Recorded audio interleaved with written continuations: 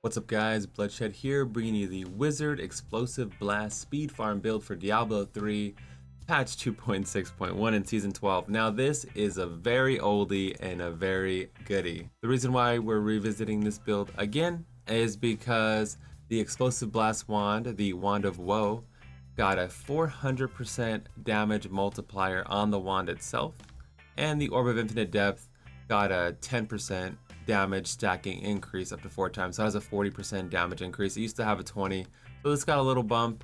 It could probably use a little bit more, to be honest, a little bit more damage reduction and a bump. And then the wand got a big bump, and it could probably use a little bit more as well. But for speed farming, it looks like the king has returned. The Sage set speed farming build. So you can see we have a Tal Rasha Sage set. We weren't able to test it until today. It finally came back on the PTR. Tal was not working properly. Now it's fixed, and safe to say, let's go out there. Let me just show you the build. Safe to say it's working as intended. It's still amazing as always. Let's go ahead and do a T13 Rift. I actually have 800 Paragon and no augments on my gear. What makes this so special is the use of a Sage set. This was really big monster for like T11, T12 if you had really good gear or augments or Paragon or something like that. But now you don't need any of that. Now you just go ahead and number lock your abilities if possible. I'll link a number lock video that we made like a year and a half ago in the description for you guys. Once you get an elite, Ingeom triggers, and then the explosions. It reduces the cooldown of the explosions, so you're doing like 3 explosions a second.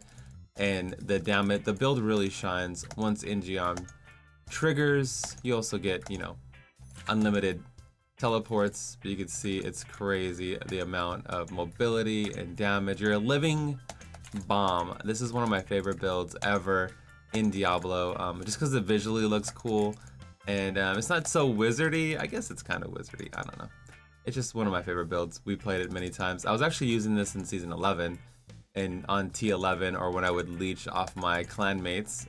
But now I don't have to leech. Now I can do lots of damage, and everybody wins, right? So this patch is bringing up a lot of Sage builds because of the damage increase. Like Natalia's got a damage bonus, Akan got a damage bonus, and from my testing with those 3 builds, the Wand of Woe Wizard is definitely on top.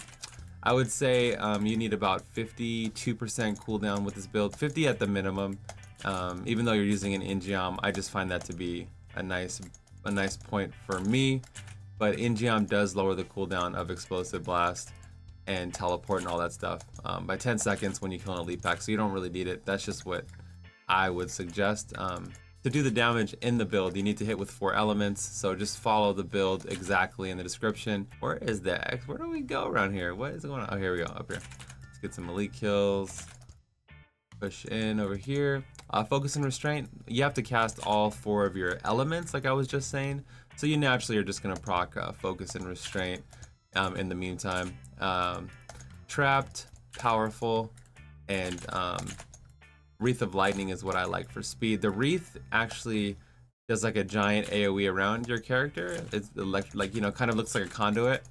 That is killing like pots and random things in the battlefield, and that's proccing your Wars Chain. We're using Wars Chain in the cube as well, and a Ring of Royal Grandeur to tie it together. But that Wars Chain in like long, linear, boring maps, like those, that's when it really shines and it takes off and increases your movement speed running down the halls of like really long, boring maps. It definitely does help, but you can swap it out for like a Cinder Coat or something like that if you want more resource. But as you can see, we're pretty good on resource.